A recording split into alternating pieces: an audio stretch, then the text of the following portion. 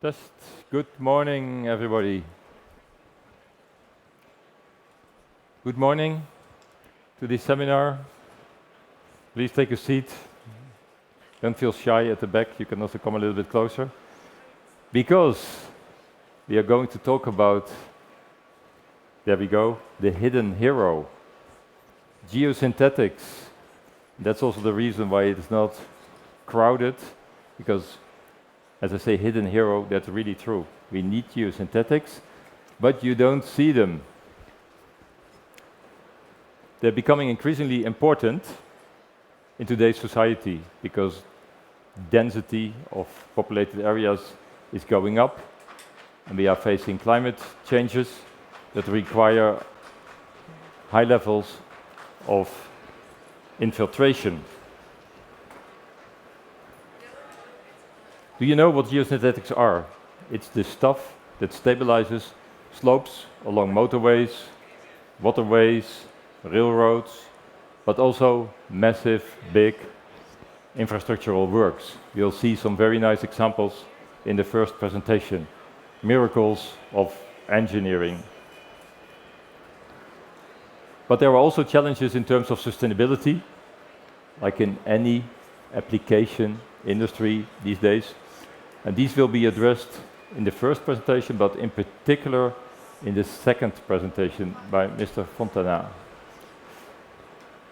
Without further ado, let me introduce the first speaker, Mr. Daniele Gazzufi, on your left.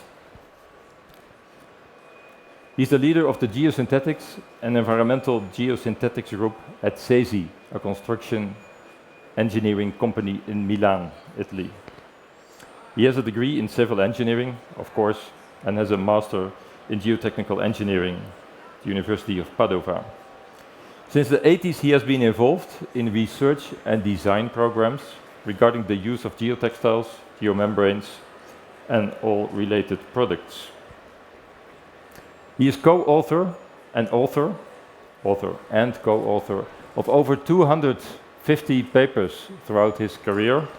So, if you want to know somebody who is knowledgeable in the field, here he is. An active member in many different national and international technical committees. In particular, he was the president of the IGS, the International Geosynthetics Society. And today he is the president of the CEN Technical Committee 189, that is dealing with standards on geosynthetics in Europe. He is the co-chair of the 12th International Conference on Geosynthetics, which will take place in September this year in Roma. At the end of the seminar, we have a few interesting slides on that event, where you are all very welcome. Daniele, can I invite you?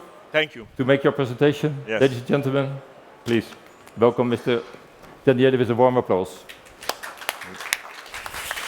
Grazie mille, thank you very much, merci bien. So it's a pleasure to me today to present this keynote lecture on sustainable use of geosynthetics in mega projects around the world in civil and geo-environmental engineering. I've prepared it with Professor Domenico Gioffre from University of Pavia, a young professor finally, because yesterday I met Pierre Wirtz, that was the general manager of EDANA, and they remind to me that the first time that I spoke at Index was 1984 in this room, so it's almost time to leave to young people the witness to continue. But it's a pleasure for me to have some consideration after a brief introduction on the use of geotextile and geomembranes in dams and reservoirs, but also in tunnels and underground structures. Here we are in Geneva, and at CERN there is a huge tunnel that is going from Switzerland to France around, and for the experiment of CERN that is completely waterproofed and drained with geosynthetics, for instance. And finally, I spend some words on a problem of the melting of glaciers due to this climate change. And that is very impressive in Europe, but all around the world. and I will also give some conclusions.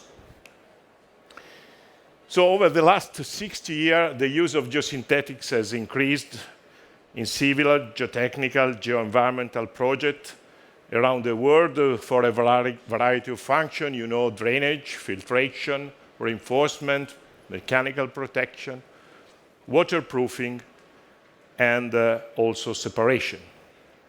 But in more recent decades, their use instead of or in partial combination with natural material, such as gravel, sand, clay, emphasized their crucial role in terms of both sustainability and circular economy. Why? Because there are an important use of this material produced and manufactured by the industry that are used in partial substitution or is complete substitution of granular material that comes from the environment. This is very, very important consideration, and Francesco in his following presentation will emphasize this crucial role of geosynthetics. And also, in the last decade, the use of geosynthetics became very, very important also in the light of the dramatic climate change that we are experiencing year by year, with no rain, no snow, and a dramatic necessity of water all around the world.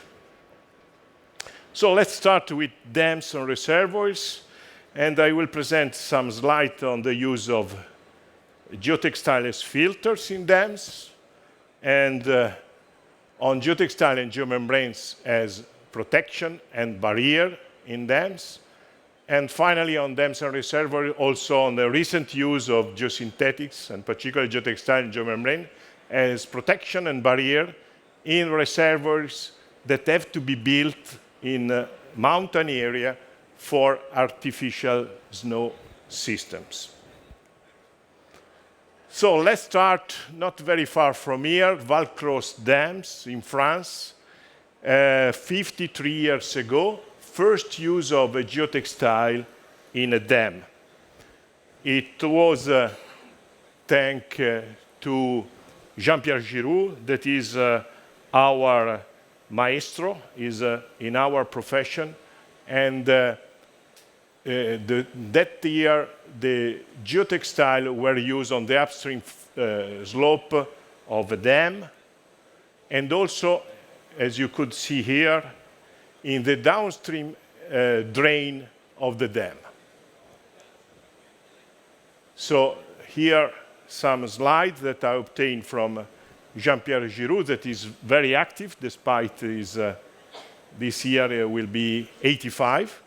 He was a consulting engineer in United States, now he's in Paris, back to France. And you see some slides of the use of geotextile filter dates back 53 years ago in France.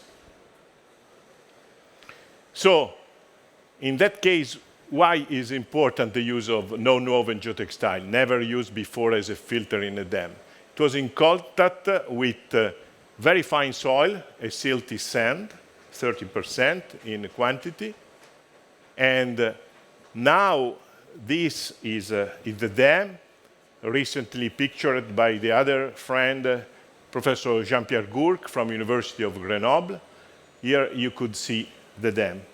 Why is important this application? Because the performance has been till now very satisfactory, constant trickle of clean water, flow rate consistent with the hydraulic conductivity of the embankment soil, no seepage of water ever observed through the downstream slope, and the geotextile filter is still in good condition, and clogging, you know that problem of the filters, not only for geotextile, but for every type of filter is the eventual clogging.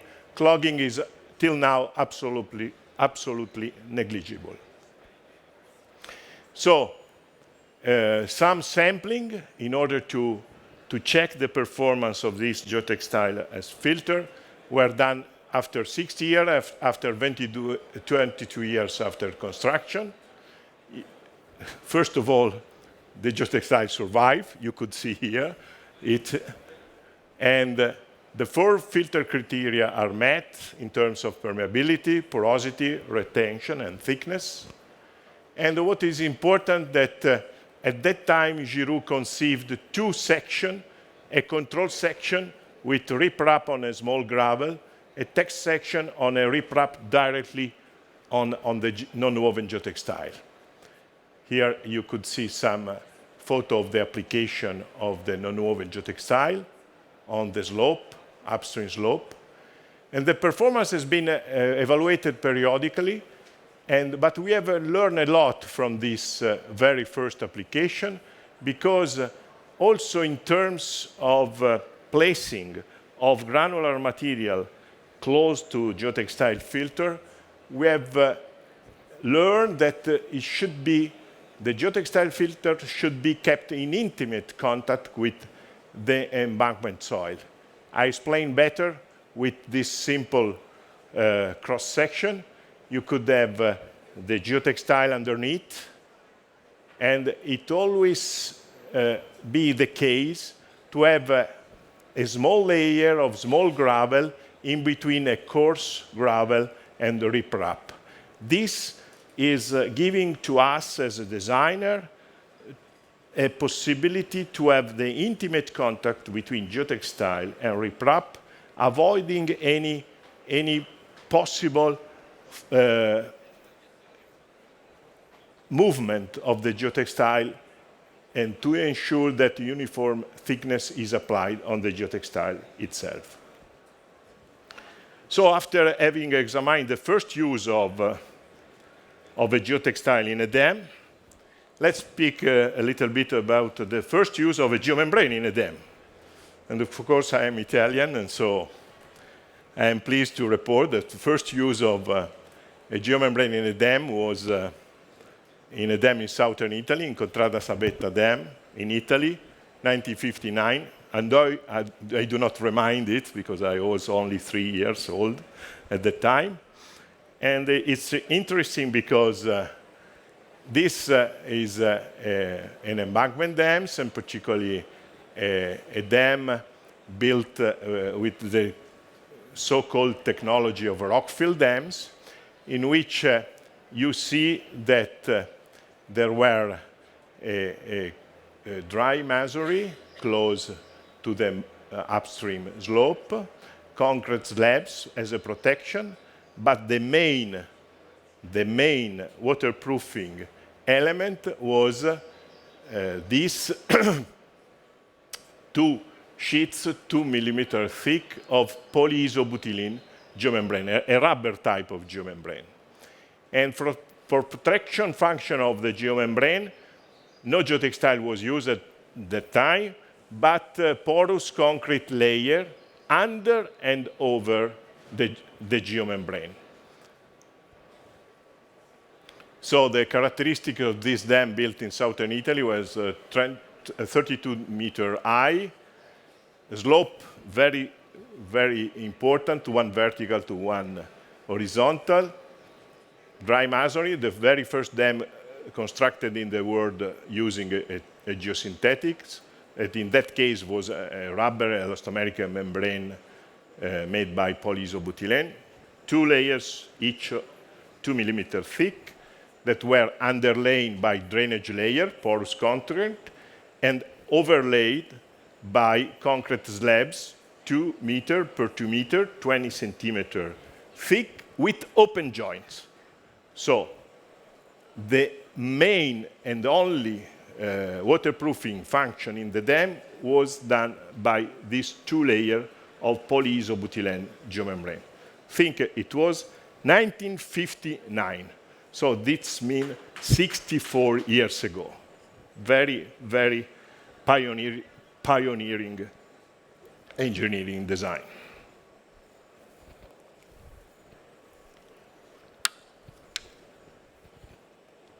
This is a photo that I take in 1997, after 30 years after construction. And now we are planning a new sampling in the year 97, so more than 25 years ago. The result of the overall geomembrane behavior were very good. So let's speak about geotextile geomembranes and protection and barriers in dams, both for new construction and also for rehabilitation. More recent case, l'Ospedale Dam in the Corse Island, Corsica, in France, 1978, Bovilla Dam in Albania, 96, and for rehabilitation, Kadamparai Dam in India, 2005. This is the first important use of a bituminous geomembrane, one layer 4 millimeter thick. You know that a bituminous geomembrane is manufactured using also a nonwoven geotextile fleet inside. Non-woven geotextile layers were placed as a protection both over and under the bituminous geomembrane. You see part of this geosynthetics installation, the anchoring of original bituminous concrete under geotextile and over bituminous geomembrane in a dam. The overall bituminous geomembranes was protected with interlocking pavers that they had only protection function, no waterproofing function. The following case is Bovilla Dam in Albania, 91 meter high, in which we apply a composite geomembrane formed by a PVC geomembrane, 3 millimeter thick, associated in factory with a polyester non-woven geotextile, 700 grams per square meter. In that case, composite geomembrane does not require heavy surface preparation. You could see that this composite geomembrane is directly applied on the stones.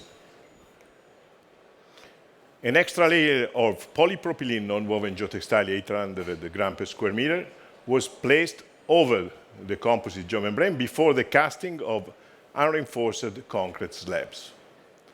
You could see a casting of unreinforced concrete slabs by alternate method, 1 and 1 in following phases. All barrier system installation for a dam that is 91 meter high was done in less than 1 month, 30 days. Very impressive. The final example on dam is this dam in India, in which the geosynthetics were used not for a new construction of a dam, but for rehabilitation purposes. Dam 67 meter, you see this a masonry dam, and in that case we put an exposed PVC composite geomembranes. We could see the detail. Here is the rough masonry surface on which the installation of composite geomembrane was required. And why it was required? Because the dam suffered of a very important leakage. In term you will see of cubic meter per second was quite important and very, very dramatic for the engineer and for the owner of the dam. For the surface preparation, it was applied a non-woven geotextile, very thick and very heavy, 2 kilograms per square meter. And you could see here the detail, the original upstream face in masonry dam, the additional anti-puncture geotextile, 2 kilo per square meter, the composite geomembrane that was formed by a 2.5 millimeter thick PVC geomembrane associated in factory with 500 grams per square meter geotextile. So the impressive note is at the end of the application, the engineer, they measure the quantity of water that was passing. Before the rehabilitation work were 38,000 liters per minute, and after they were 30 liters per minute. So 3 orders of magnitude less.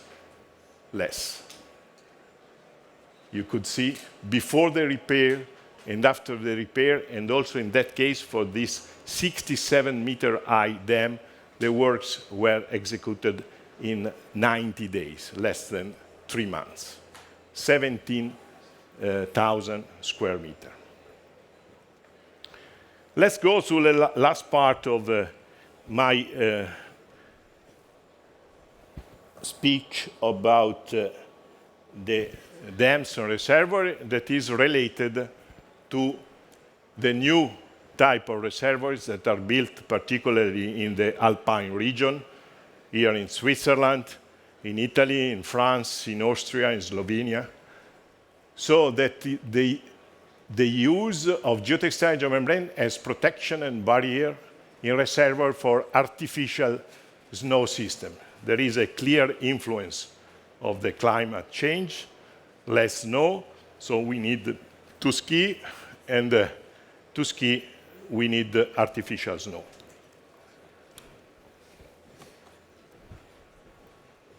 This is a beautiful example in the Italian part close south of Matterhorn, Cervino-Matterhorn ski area, in which geotextile and geomembranes were used to build this type of reservoir, geotextile for protection function and geomembrane for waterproofing. Everybody that is familiar with ski knows the problem. In October, November, no snow, the skier, they started to produce artificial snow everywhere. Also here in the case of the area of Matterhorn, Cervino, that is, you could see now how many reservoirs are built in this area to produce artificial snow. And this is the case also Monte Rosa in Italy. And the philosophy of these reservoirs is always the same. A geotextile as mechanical protection, and a geomembrane for waterproofing, an extra geotextile as additional mechanical protection, and some gravel and stone layer as riprap. Here is some example in Monte Rosa ski area, beautiful also from the landscape environment at the end of the construction. This is another area north of Milano, Piani di Bobbio, in which I recently visited last summer. The works for the enlargement of a reservoir from 30,000 square meter to 90,000 cubic meter. And here there is the use always of nonwoven geotextile as mechanical protection, in this case TPO geomembrane as waterproofing. You see the original slope with gravel, nonwoven geotextile, and TPO geomembrane. Here is the area for building this reservoir for artificial snow water. Let's go to the second main subject of my presentation, that is tunnels and underground structure. Why I've selected this subject? Because sustainability is important also for the mobility of the person, and if you spend less time in our cars or in our trains to have our travels, there is a very good result in terms also of sustainability. I don't want to spend too much time on the different technique of the tunneling that are mainly the cut and cover tunnelings. The drill and blast tunneling, it was developed in Austria in the 60s, conventional tunneling, New Austria tunneling method. And finally, the recent method in the last decades of mechanized tunneling using the TBM, tunneling boring machine. In all these cases, there is an important use of geosynthetics, mainly for waterproofing and barrier, geomembranes and composite geomembranes, for mechanical protection, nonwoven geotextile, and for drainage, both geonet and drainage geocomposite. Drainage, because we need that geosynthetic convey in its thickness under the important pressure of the tunnel an adequate quantity of the water. Of course, these are some examples all around the world. Geomembrane use in Portugal, composite geomembranes use also in this case, like in the dam, geotextile associated to the geomembrane in the factory. This is the case in the Czech Republic. And non-woven geotextile for protection. You could see you are very familiar with the wave of manufacturing non-woven geotextile. This is the case of an application in a tunnel in Bolivia of important non-woven geotextile as protection, or in a tunnel in Austria. Of course, you have also geonet of drainage geocomposite to act as a drainage layer. Here you have a case in the United States, and here you have a case in Greece. So, of course, you do not have only tunnels for transportation, railways, roadways, etc., but we have an important number of tunneling also for hydraulic purposes. This is a case of a complete use of geomembrane and also other type of geosynthetics in a hydraulic tunnel in the New York State in the United States. So I don't want to spend too much time on the philosophy of design of the waterproofing and drainage in transportation tunnel. What is clearly important is that all the water is coming from the rocks of the excavation of the tunnel is conveniently conveyed and forwarded to the transverse pipe, and no water could come inside the tunnels. This both for the drained waterproofing system and undrained waterproofing system. I don't want to spend too much time in comparison of what is the same philosophy in the hydraulic tunnels, in which you have here a typical hydraulic pressure tunnel where the geomembranes or the geocomposite geomembrane is directly exposed to the action of water. But all the package is including always a geotextile and the geomembrane. This is a free flow tunnel in which the water is flowing in a free flow, and so you have the geomembranes completely exposed to the action of water. So the designer should also take into account the velocity of water in the channel. And of course, there is a lot of examples also in hydraulic tunnels in which the final section of that is waterproofed by geotextile and geomembrane is covered with an inner concrete lining, like it is in this case. Of course, there are, Marines mentioned my role about the chairmanship of standards for geosynthetics in Europe in the light of CEN TC 189 on geosynthetics. So there is an important reflex of all this use also in the European standardization. So you have a number of standards for the use of geotextile, non-woven geotextile as protection. In this case is the harmonized standard EN 13256. in which there are a number of properties that you should have been to take into account, in which there is the name A that is relevant to all conditions of use, and S, some standards that are specific condition of use. Just to mention to you briefly some type of standard. This is a so-called white width tensile standard, tensile test for geotextile and geotextile related product. This is 200 millimeter width, and this is a typical example of the load per unit width versus deformation.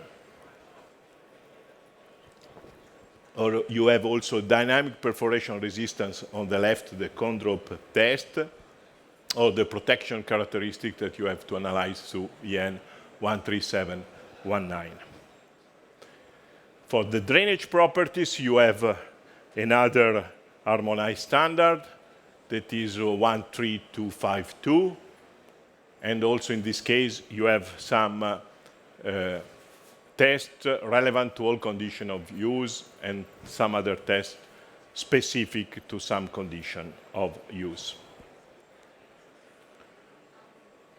For instance, for drainage purposes, it's very important the compressive creep of the geosynthetics used for drainage, because of course the thickness of the geosynthetic use tends to be subjected to viscous behavior, so the thickness is decreasing as the time is increasing, till you could see here till 10,000 hours. This is typical curve of the compressive creep test according to EN ISO 25619 part 1. But you have also to take into account, being a drainage properties, about the water flow capacity in the plane. It's standardized by the test method EN ISO 12958, in which the geosynthetics is subjected to an important static pressure and according to variation of the hydraulic gradient. Here is the apparatus for performing this test that we are using in our laboratory at CESI in Milano. And here is the result, of course, as the pressure on the geosynthetics becomes very important, the hydraulic flow rate is decreasing. But the designer should know how much is decreasing this property in order to check if this type of geosynthetics is convenient to be used for the drainage purposes of our project, for instance, in a tunnel. You have different, you could find later in the presentation, authority, because the harmonized standard in Europe specified only the test method that the designer should use. But the different authority, for instance, the Swiss Society of Engineers and Architects in Switzerland, the Deutsche Bahn in Germany, the railways Italian infrastructure in Italy, and so on, they are deciding according to those standards that we presented, which are the number to be accepted for the design for the specific use. And finally, the last argument, I think I have time, 5 minutes? Yeah, 5 minutes. Okay, very good. Is what I mentioned before at the beginning of the use of geotextile, in particular for the reduction of snow and ice melting in glaciers. You know this problem on the Alps, the winter situation, the summer situation, and in particular we have followed a case of a glaciers in the Italian Alps, in between the region of Lombardy, of Milano, and the region of Trentino, of Trento, Presena glaciers, in which we experienced in 42 years a reduction of more than 50% of the surface of the glaciers. This is not an isolated case, but is common, unfortunately, in a lot of glaciers around the world, and particularly on the Alps. So it was experienced since about 20 years of the use of nonwoven geotextile as covering. When you use a geotextile as covering, the reduction due to the melting of the snow is really less than if you do not protect. You have also some numbers. We follow a different type of non-woven geotextile in the area of Presena glaciers, and these are results. The best result has been shown by a polypropylene non-woven geotextile of 500 grams per square meter. So you see, if you protect by geotextile, here is the situation at the beginning of the summer in the area in which you protect by geotextile, and you have about 2 meters of snow over the glacier ice. At the end of summer, what do you have? You have a reduction of from 194 to 141 centimeter, so about half a meter in the snow for the glacier in the area covered by geotextile. But we have a complete reduction of the snow, and moreover, you are also have another half a meter in the area of glacier ice. So you are losing the snow and half a meter in the glacier in one summer if you are not protected with geotextile. Of course, it's not possible to cover with geotextile all the glaciers around the mountain area. It's not possible. But at least the area that in Italy we say that are already used for ski, etc., this is quite convenient, is a way to solve the problem in that area already used from the man. Conclusion. I try to experience 40 years of my career in this presentation, in which I gave you some example of dams, reservoirs, and also hydraulic tunnels, in which geosynthetics are used for better storage and better conveying of water. Water is a quite important resource now, and we could be able to keep it for years. I give some example of transportation tunnels that are good also in sustainability purposes for improving our mobility. And I gave finally some recent application of geotextile use, particularly in mountain area and glacier, to try to partially solve the problems induced by the climate change. So I remain available for any question, and for the time being, I have to thank you for your kind attention, and to Edana for the invitation to give this lecture. Grazie. Daniele, thank you very much for this very informative presentation. I really enjoyed it, kind of a journey through your life, as you said.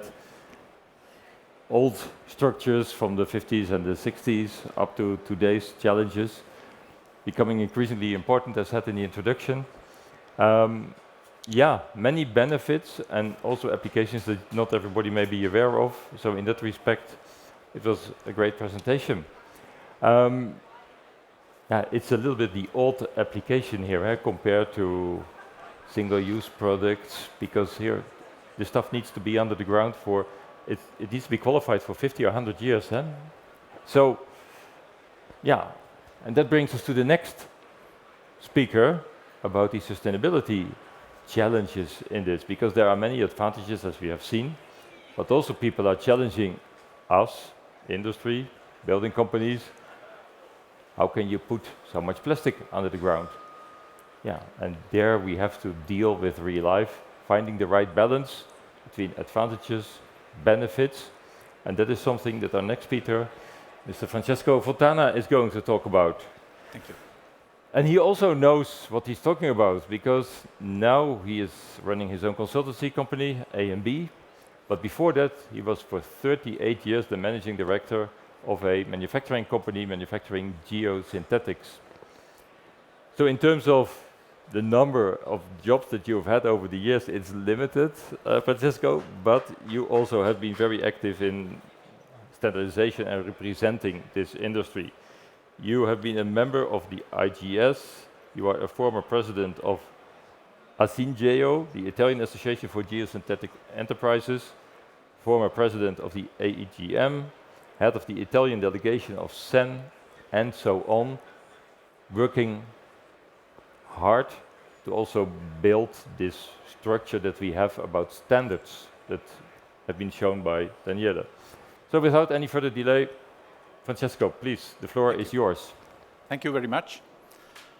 And okay, we have seen with Daniele how many possible applications and the growing use of geosynthetics in general, but a lot as we are here in the house of nonwovens. Just to recall that something like 70% of geosynthetics market is nonwovens in terms of tonnage. So nonwovens are a big part of this market. So all this use is also raising some concerns here and there, and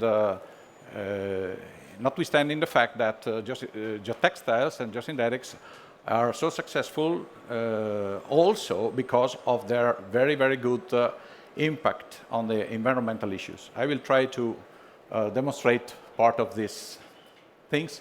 So I will try to connect the use of geosynthetics and some pressure that there is about the use of recycled polymers together with the principles of the circular economy. So I will start with the functional economy, which is one of the pillars, extension of service life, durability, and then to come to the end of life, including some words about microplastics. So we all know that plastics are not very popular in the mainstream media and so on. I think we can all agree that, on the other hand, the plastics are necessary. Okay, I think it is not the case to mention all the situation where we need plastics. Just mention the electric systems, and there should be already enough. But okay, coming to geosynthetics, as I mentioned, they are extremely helpful to reduce the impact of the construction industry. And for the ones interested, I can provide all the bibliography, but you have to believe me today, otherwise we would need another conference, that the average reduction of CO2 emissions, which is the main point for the global warming problem, by using geosynthetics and geotextiles instead of the traditional materials and technologies like gravel and sand, the saving of CO2 emissions is in the order of 75%. This is quite a lot. In some institutions like the World Bank, they impose the use of geosynthetics in the project they finance because they are have such a good impact on environmental issues. So, of course, everybody would agree that we have to try anyway to reduce the impact of plastics. But the question I pose to you is the reduction of plastics, is it a goal by itself, or is it just a mean to our main goal? To me, we have to look to the less impacting solutions to our problems. Then we don't have to be, say, ideologic in the way to reach this, but every time we have to measure which is the best way to solve our problems. And I say, I want to mention that at the end, we want development. And even the United Nations Sustainable Development Goals, they focus on development because we want people not to starve anymore. We want people to live better, to more healthy, to have access to fresh water for everybody. And to reach these goals, we need to do things. We need activities. And So our problem is not to avoid any activity, but to make these activities in a less impacting way. So this general goal, as the environment is the system of the systems, cannot be reached by considering the impact of each of our product, but the system as a whole. So sometimes it can be useful to have the application of some virgin polymer, for example, in order to get other and bigger environmental benefits. So, okay, just a bit of philosophy in the sense that the second principle of thermodynamics tells us that total sustainability, zero impact, does not exist. So we can try to do the things in a less unsustainable way. The story is that we have to accept the impact of what we do. So how can we limit this impact? So circular economy is giving us some tools to go into the direction of reducing the impacts. The only current standard about circular economy is the French, this French standard here, and it's setting 7 pillars for the circular economy. You don't have the time to examine all of them. I have chosen the 3 more important to me. So starting from functional economy, which is the synthetic expression is do more with less. So we have to abandon as much as possible the materiality of things and try to concentrate on the functions they perform. So this is valid for any product. So try to get the same performances with less stuff, or more performances with the same amount of stuff.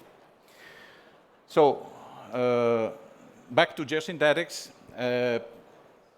Again, it would not help us very much to try to reduce the impact per kilogram of product. We have to try to reduce the impact in terms of performances, because what we have to take into account are the consequences of the system we are examining. Okay, this is a very evident example that none of us is buying a computer by the weight. And the more, say, the heavier, the better. Not at all. We look for performances. Same should be also for any nonwoven, including geotextiles. So I take an example from the nonwoven geotextile, because this is a study I made, and we have an impact, we say 100, we call it 100, the impact of a kilogram of production of virgin polypropylene, okay? Taking into consideration what you all know, the staple fiber, or the virgin material. We could get the same grammage of polypropylene, in this case, with the recycled material. Whatever recycled could mean, now that we don't open this door, so you just say, in this case, is mechanically recycled. You can see the kind of fibers coming from another, as a scrap from another industry. The impact per kilogram of the production of a kilogram of polypropylene, of nonwoven polypropylene, is about 50% of a virgin one. So let's consider this 50 points instead of the 100 per kilogram. So there are some regulators around the world, around Europe, saying, we'll need recycled. Wait. Because, that's the wrong way. What about the performances? If I'm a civil engineer, as my friend Daniele, we look for performance. We don't care about how many grams of product are there. The grammage we can reach even with humidity or sand or whatever. What we need is a performance. So, look, this is a real case from the average of the market. With 500 grams of polypropylene, virgin polypropylene, no woven, you get about 35 kilonewton tensile strength. with the recycled, same amount of recycled material, you get a performance of about 6 kilonewton. It means that you see the impact per kilonewton of a recycled material is about 3 times higher than a virgin material. So we have to, even if the impact per kilogram is double for a virgin material. So the same result we would have if we start with that we want 35 kilonewton. With the recycled material, we would need 3,000 grams instead of 500. And still we are at the gate of the company. Then we have the transport. We should transport 6 times more material with the trucks and. So, what about recycled polymers? They are okay. They are okay as far as they show a lower environmental impact measured on their functional performances. That's what the pillar of functional economy tell us about the use of recycled polymers in geosynthetics, but I could say in any other situation.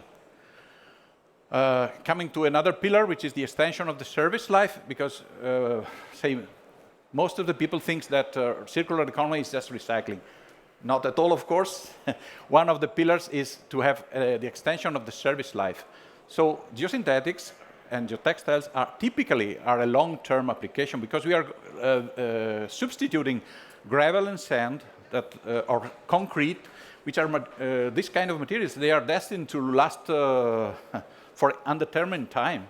And so the longer our geosynthetic will last, the better in this situation. So what it is a problem for the classical bottle of for a mineral water, that the service life is short and the physical life is long. It's not a problem, but it is an advantage in the case of the long-term application, such as a geotextile. So long service life is one of the requirements also of the CPR. CPR is the Construction Product Regulation, which is the law in Europe to stating how a construction product should be. So we have to take into account that not all plastics have the same service life. In our case, the longer the service life, the better. And to me, geosynthetics are the typical case that say could be the virgin polymer should be reserved for the long-term applications. And anyway, coming to the normative side of the matter, because the European Commission is producing a lot is about to produce a lot of normative on this topic, that not any plastic, not any application should be treated in the same way. So, for example, here we are in the context of where a lot of is done for diapers. Even the packaging for diapers is not the same as a packaging for a computer. I mean, things should be distinguished. So, again, another small hit to the matter of the recycling. So recycling, it comes third in waste management priorities. First of all, we should reduce wastes. Then we should reuse. And only if we cannot do the first two things, we come to recycling. And recycling cannot be a goal.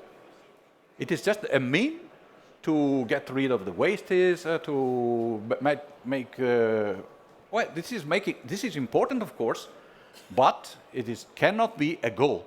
I say so because in some cases, in some specifications, even in public tenders, you find that any material should be at least 30% recycled. Why?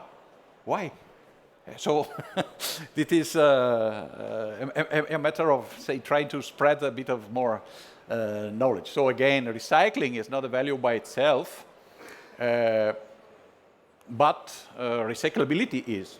And even the law, the law about construction products is telling that a material should be, as much as possible, recyclable, which is, I could say, it's not easy. Technically, it's always possible to recycle a polymer. And again, it's a matter of how is the cost, also in environmental terms. We have to collect it, to wash, to go around, to get back to the factory. And it has to be calculated. It's not always just for sure any time that it is good at the end of the life to recycle. But yes, recyclability is there anyway.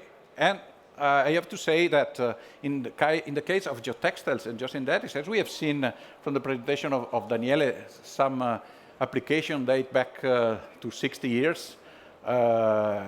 We don't know about the end of the life, because so far, very rarely, only in case of deconstruction, you come to the end of the life of the product, which is another of the pillars of circular economy. And I say something, it could sound odd, but in the worst case, at the end, if it is not even recyclable, then you can burn it. Yes, you can burn it. Plastics is representing about 4% of the oil extraction every year. 96% of the oil extraction is burnt immediately. So even if a geotextile would be burnt in 50 years from now, I don't see it as a big problem, as far as it is, of course, in the regulated incinerator and. Another question about durability is, yes, is a recycled material able to give the same guarantees about the durability that we have from a virgin product? If the answer is yes, for example, in the case of, say, pyrolysis, there are different ways to recycle and regenerate. So, again, it's a matter of performances. I just noted, then I will not spend much time on the normative side, but at the moment, if there is a content of more than 10% of recycled stuff into a geosynthetic, you cannot declare more than 5 years of service life, which is maybe it was something wise 25 years ago when the rule has been written, but now maybe it's time to revise this point at the light of the new technologies. So it is important to know that geosynthetics allow to recycle other materials. I take the example of a road. If you have a very soft soil, like could be, I don't know, in Holland or in very wet lands, in Finland, you cannot reuse the same mud you are excavating when you make a road. So you have to take it out, bring to some disposal, get some good material, gravel from somewhere, come there. If you use a geosynthetic, you can reuse the same material of the excavation and have your road done without this coming and going with the gravel and sand and concrete, which is what brings to the 75% saving on CO2 emissions that I was mentioning at the beginning. So, at the end, if I'm building a road, by using a percentage of, a small percentage in weight of virgin material, I can recycle a huge amount in terms of weight, so that at the end, on the road, by using a bit of virgin material, I can recycle a lot more of other materials. Okay, I don't want to be too much boring with the normative perspective, just mentioning that at the moment there are more than 1,100 standardization initiatives. This is because everybody wants to define what a microplastic is, So it is necessary to standardize, and for that there is a super committee called SABE, Strategic Advisory Body for Environment, trying to have all the sector of the industry use the same terminology at least. So at the moment, the first in line for normative is packaging, and then agriculture, PVC films. Geosynthetics so far are not mentioned. Just last few words about the matter of the microplastic release. This is also a matter to be considered when you have to choose, should I use a recycle or virgin? Okay, also microplastics is a point. Let's observe that geosynthetics usually are installed in conditions preventing chemical, mechanical degradations, because you don't have oxygen, you don't have high temperature, you don't have photooxidation unless the material is exposed, which is less than 1% of the applications. But still, there is more and more concern about microplastics. I have seen also here along the booths, people mentioning the problem and trying to front the problem. Then, okay, so the question for the people who has to decide and choose the materials is, are recycled plastics able to ensure the same chemical stability of virgin polymers? If yes, no problem. Small word about a case of, from geotextiles showing that the use, of course, as we mentioned at the beginning, we have to accept an impact. Nobody is saying that producing nonwovens, you don't have any production of microplastics. There is the powder, there is the needle puncher, there is the cutting, there is some release, yes. Yes, but the matter is that you have to balance with the alternative. What would happen without the use of geotextile? So this is one of the cases for water treatment. Everybody is claiming about this spreading of macroplastics in the waters. But you see here some examples of a correct use of plastics to prevent the problem of the non-correct use of plastics, so that you use some plastic grids to capture the plastic wastes. So this at the end is reducing the wastes and reducing the microplastics at the end. Containment in landfills. You see this picture here. I have taken it only 2 months ago in Cairo, on the way to the pyramids. I can witness that all the way is like this. So no controlled disposal. So with the geosynthetic system, you control the disposal of the wastes. So all this stuff here will end in the Nilos River, and then to the sea, and then in the fish, and then in our body and whatever. But with the use of geosynthetics, you can prevent this. By the way, this membrane here is made with 100% recycled HDPE, which is a case where it was possible to use. And last but not least, saving trucks' tires consumption. So this is a real case study where the study has been made to show the saving of CO2 emissions when using a geotextile with the alternative with the granular traditional materials. So you see here is an outstanding that 593 trucks of gravel have been substituted by 3 trucks of geotextiles. So this calculation has been made to show the saving in CO2 emissions, which is great. 250 tons on a single job site, okay? This is the same way to say that 1 truck instead of nearly 200 trucks. What does it mean in terms of microplastics?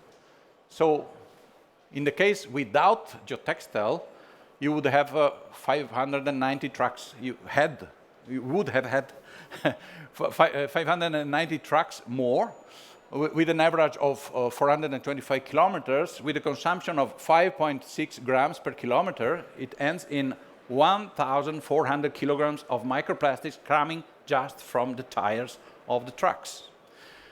In the case with geotextile, you see that the microplastic produced, there are some studies about it, and you can, some maximum and minimum. So out of the use of 36 tons of geotextile, you could calculate 0.2%, which is the worst case, or down to 0.01%, which is the best case. So 36 kilograms or 4.8 kilograms of plastics generated by the production of the and the use of the geotextile. So the net save in the worst case is 97.4%. In the best case, it's 99.6%. What are we talking about? So just to conclude and resume, use of recycled materials in geosynthetics? Yes, why not? If and when it is appropriate. So considering impact by functional unit, contribution to the environmental performance of the project, durability, probability of microplastic release, and of course, limits imposed by the rules. Thank you very much. Thank you very much, Francesco, for this presentation. Controversial, insightful, up to you. If you have any questions, we are nice on track. There is time to ask a question if you would like. If not, then please walk up to our speakers. They will be around for the next minutes, so feel free to do that. But again, thanks for your presentation, because it shows in a very clear way the dilemmas, the advantages, disadvantages. Yeah, it's very much comparable to many other products, but this one was very open and therefore much appreciated. Thank you. Next, as we, EDAN, are also in the promotion committee of the, I always struggle with my abbreviations here. Ooh. It's the IGS. Yeah, if I hear it, of course, I can say it 10 times. IGS, International Geosynthetics. Conference or Congress? Conference. There is a short presentation made by Daniele. It's 10 slides, just talking us through. So anybody who is interested to visit the IGS in Roma, please watch the next slides. And Daniele, do you want to say something about it? Oh. Okay, but you. Okay. You want to comment the slides? Yes. Okay, please go ahead. So the conference, as Marine says, will take place from 17 to 21 of September this year. And it's the 12th International Conference on Geosynthetics. They started in 1977 in Paris. And after all around the world, every 4 years. Last one was before the pandemic in Seoul, Korea. And the following one will be in 4 years from now in Montreal, Canada. So we have an important program with important lecturers from around the world: Brazil, United States, Japan, UK, Iran, Italy. And for the time being, there are 330 oral presentations in 4 days. Of course, there will be plenary session and a parallel session. And the early bird registration is open. The deadline for early bird registration in the end of April. That is more convenient for you. For the time being, there are 300 already persons registered for the conference. Of course, there is also an important exhibition area that takes place in Auditorium Parco della Musica in Roma, designed by the famous Italian architect Renzo Piano. And here was a recent visit of to us as organizing committee from the president of IGS, the new president of IGS. I was president some years ago, and the executive director of IGS, to the beautiful location of Auditorium Parco della Musica. And we are very lucky because today we have already sold, there is a space for 85 booths, and we have already sold 84. So only one booth is still available. And this is the planning. Of course, the exhibition is almost sold out, but there is a lot of ways to sponsor this event that will attract more than 1,000 persons from all around the world. This is the provisional schedule of the 4 days, plus the last day, Friday, 22 of September. There will be space to technical visit for Metropolitana in Roma, tunnels, and the landfill close to Roma. So let's take note of the website, www.12ICG, International Conference Geosynthetics by Roma.org. If you want, I have also some leaflet, and I'm more than available to answer to my question on my speech before and also for the Roma presentation. Thank you very much, Marines. Great, Daniele. And this brings us to the end of this seminar about geosynthetics. I hope you enjoyed it. I did. Thanks again. Have a nice day at Index. I'm looking forward to meeting you again. Bye-bye.